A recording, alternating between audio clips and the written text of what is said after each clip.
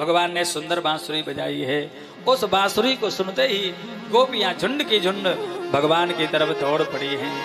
सुखदेव जी कहते हैं कोई कोई गोपी उस समय गाय दुह रही थी, दोहनी कर रही थी, गाय के पैर में लोमना लगा करके और दोहनी कर रही थी। उसी समय भगवान की बंसी बजी है। बंसी की धुनी सुनते ही लोमना लगा का लगा रह गया, दोहनी वहीं पर छूट गई है और दौड़ पड़ी है भगवान श्याम सुंदर की तरफ। कोई कोई गोपी उस समय दूध औंट रही थी, चूल्हे में भट्टी में चढ़ा करके दूध औंट रही थी, महाराज रबड़ी बना रही थी या खोआ बना रही थी, दूध में उफान आ रही थी। उसी समय भगवान की बंसी सुनी है, उफनता दूध छोड़ करके ही भगवान की तरफ दौड़ पड़ी है। श्री सुखदेव जी महाराज कहते हैं लिम्पंत्या प्रभजंतोन्या अंजंत्या काश्यलोचने। कोई कोई गोपी उस समय लिम्पंत्या लीप रही थी। लिम्पंत्या के दो अर्थ करे हैं, बहुत ध्यान से सुनना। पहला अर्थ गाय के गोबर से आंगन को लीप रही थी, भगवान की बंसी सुनी और गोबर के सने हाथ भी धोने की सुध नहीं रही, भगवान की तरफ दौड़ पड़ी है। और लिम्पंत्या का दूसरा अर्थ किया है, वो जो मैयाएं लगाते हैं ना मुख पे मोड़े पे, कौन कौन सी लवली, हाँ वो सब गोपियां लगा रही थी, ठीक से लगा भी नहीं पाई थी, लेप भी नहीं पाई थी, तभी भगवान की बंसी सुनी है और भगवान की तरफ दौड़ पड़ी है। प्रमजंतोन्या अंजंत्या काश्यलोचने। कोई कोई गोपी अपने अपने आंख में काजल लगा रही थी, तैयार हो रही थी, क्योंकि भगवान ने कहा था ना शरद पूर्णिमा में मिल जाएंगे, तो तैयारी कर रही थी। एक आंख में काजल लगा पाई थी, दूसरे आंख में काजल लगा भी नहीं पाई और बंसी बज गई है। बंसी की धुन सुनते ही एक आंख में काजल लगाए ही श्याम सुंदर की तरफ दौड़ पड़ी। कोई केस काट रही थी, खुले केस भगवान की तरफ चली गई। कोई वस्त्र पहन रही थी, उल्टे सीधे वस्त्र पहन करके चली गई। कोई कोई गोपी अपने पति की, जेठ की, ससुर की सेवा में लगी थी। ससुर जी गैया चरा के आए, बड़ी तेजी से चिल्लाए, बहू रानी आज गैया ने बहुत दौड़ लगवाई मथुरा तक, बड़ी तेजी से भूख लगी है, ला कछु खाए को दे दे। तब तक सासू जी बोली, बहू आज गैया को ठीक से घास चरबे को ना मिली, देख गैया को पेट पचको भयो है, ठीक से घास चरबे को ना मिली, तूने 100 भूसा डाल दे। उसी समय निगोड़ी बंसी बज गई। अब बावरी हो गई गोपी, क्या करें? तो महाराज दाल चावल रोटी सब्जी अचार मिर्च रख करके थाली में गई और गौ माता के सामने रखे आई और डलिया भर के भूसा लेकर के गई, जा करके ससुर जी के सामने रख दिया, लो महाराज खाओ। गाय को साग ससुर को भूसा, ऐसी मति बोरानी। ठीक है,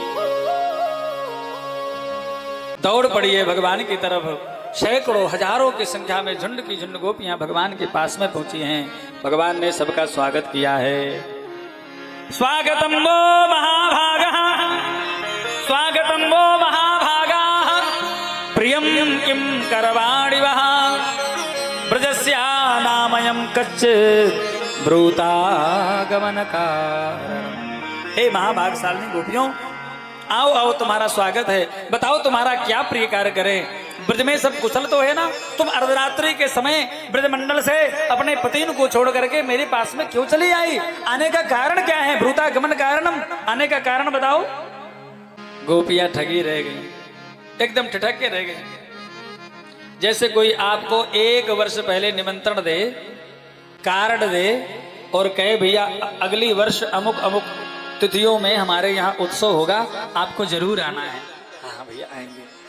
और जब उत्सव का समय आ जाए तो आपको फोन करे, क्यों भाई आ रहे हो कि नहीं? बोले बस बस कपड़ा पहनने आ ही रहे। और जब आप पहुंच जाओ तो वो दरवाजे पर मिले, आओ भैया पधारो, स्वागत है। कैसे पधारे? आने का कारण बोलो, अटपटा लगेगा कि नहीं? अरे भले आदमी, 1 वर्ष पहले तूने ही हमें कार्ड दिया था, निमंत्रण दिया था, अभी फोन कर रहे थे कि आ जाओ, और अब हम आ गए तो कहते हो ब्रूतागमन कारण। आने का कारण बताओ। ऐसे ही मानो 1 वर्ष पहले भगवान ने गोपियों को चीरहरण के समय आश्वासन दिया था कि तुम्हें शरद पूर्णिमा की रात्रि में हम मिल जाएंगे। और जब शरद पूर्णिमा की रात्रि आ गई तो भगवान ने बंसी बजाई, माँ ने फोन किया कि गोपियों आ जाओ, और जब गोपियां पहुंच गई तो कहते हैं ब्रूतागमन कारणम, आने का कारण बताओ। भगवान कहते हैं गोपियों, रजन्ने सा घोर रूपा घोर सत्व निसेविता, प्रतियात ब्रजम नेह स्थेयम स्त्रीभिः सुमध्यमा। हे सुमध्यमाओं, हे सुंदरियों, हे गोपियों, इस रजनी घोर रूपा, ये रात्रि बड़ी घोर रात्रि है, घोर सत्व सेविता, यहाँ पर भयंकर शेर, चीता, जंगली जानवर घूम रहे हैं, इसलिए एक क्षण के लिए भी तुम यहाँ पर मत ठहरो। तुम सब पतिव्रता हो, पतिव्रता को अर्धरात्रि के समय अपने पति को छोड़ करके जार पुरुष के पास में नहीं जाना चाहिए, शीघ्र ही तुम लौट करके अपने पति के पास में चली जाओ। पति भले ही दुस्शीलो दुर्भगो वृद्धो जड़ो रोग्यधरो पिबा पति स्त्री विरणहा तब्यो लोग की, भले ही पति दुस्शील हो, दुर्भागी हो, वृद्ध हो, जड़ो हो, रोगी हो, निर्धन भी क्यों ना हो, ऐसे पति का भी त्यागन किसी पतिव्रता स्त्री को नहीं करना चाहिए। यह बात सुन करके गोपियां ठगी सी रह गई और बोली, प्रीतम मयिवं विभोर्हति भवान गदितुं नसंसं संत्यज्य सर्व विषयास्तव पादमूलम् भक्ता भजस्सु दुर्वग्रहमात्यजास्मान् देवो यथादि पुरुषो भजते मुमुक्षु। हे प्रीतम मां एवं हमारा त्यागन मत करो। हे विभो, हे व्यापक परमात्मा, आपको ये नृशंसता अच्छी नहीं लगती है।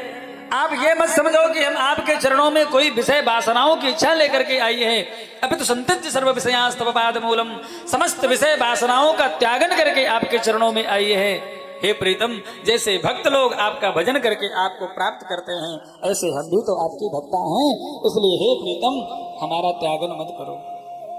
रही बात पतिन की, आप जो कह रहे हो कि पतिन को छोड़ करके, अपने पति को छोड़ करके पर पुरुष के पास में नहीं जाना चाहिए, तो हम किसी पर पुरुष के पास में नहीं आए। आप हम समस्त देहधारियों के, जीवात्माओं के वास्तविक असली पति आप ही हो। ऐसा कह करके गोपियों ने एक पतिव्रता की कथा सुनाई। भगवान, एक पतिव्रता थी जो अपने पति से बहुत प्रेम करती थी, बिना पति की सेवा पूजा अर्चना किए, खिलाए पिलाए बिना स्वयं पानी भी नहीं पीती थी, इतनी पतिव्रता थी। एक दिन उसके पति को किसी व्यवसायिक कार्यवश उसको प्रदेश जाना पड़ रहा था, विदेश जाना पड़ रहा था। वो जाने को तैयार हुआ, अपना सूटकेस अटैची बैग तैयार किया, और जैसे ही जाने को तैयार हुआ, उसकी पत्नी वो पतिव्रता रोने लगी। प्रीतम, आप चले जाओगे, मैं तो मर ही जाऊंगी, मैं तो आपके बिना बिल्कुल रह ही नहीं पाऊंगी, क्योंकि मेरा नियम है बिना आपकी पूजा अर्चना किए मैं तो जल भी नहीं पीती हूँ। वो पति उसका बहुत बुद्धिमान था, उसने कहा, देवी चिंता मत करो, मैं व्यवस्था करता हूँ। वो गया, गांव में एक बहुत सुंदर मूर्तिकार था, मूर्ति बनाने वाला, उसके पास में गए, बोले भैया मेरी जैसी मूर्ति बना सकते हो? बोले बिल्कुल, कोई पहचान भी नहीं पाएगा।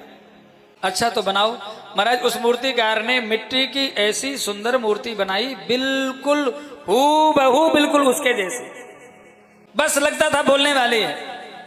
वो मूर्ति बनवा करके ले करके आया, अपनी पत्नी को दिया और कहा, देवी लो, जब तक मैं परदेश में कालक्षेप करने जा रहा हूँ, व्यवसायिक कार्य करने जा रहा हूँ, तब तक तुम मेरी इस मूर्ति का आश्रय लेकर के समय बिताना, पूजा अर्चना करना। ठीक है, उसने स्वीकार कर लिया। पति उसका परदेश चला गया। वो अपने पति की मिट्टी की मूर्ति की पूजा अर्चना करते हुए समय बिताने लग गई। इधर उसका पति ने महीना, 2-4 महीना, 6 महीना अपना व्यवसायिक कार्य किया। उसके बाद में व्यवसायिक कार्य पूर्ण करके लौट करके वापस आया। जब वो लौट करके वापस आया, उस समय उसकी पत्नी उस मिट्टी की मूर्ति की पूजा कर रही थी, आरती कर रही थी। ओम जय पिंटू के पापा जी हरे, पप्पू के पापा जी हरे, यही तो गाएगी और क्या गाएगी आरती में। हाँ, आरती कर रही थी, तभी उसका प्रत्यक्ष पति आया और उसने आकर के दरवाजा खटखटाया। देवी दरवाजा खोलो, मैं आ गया।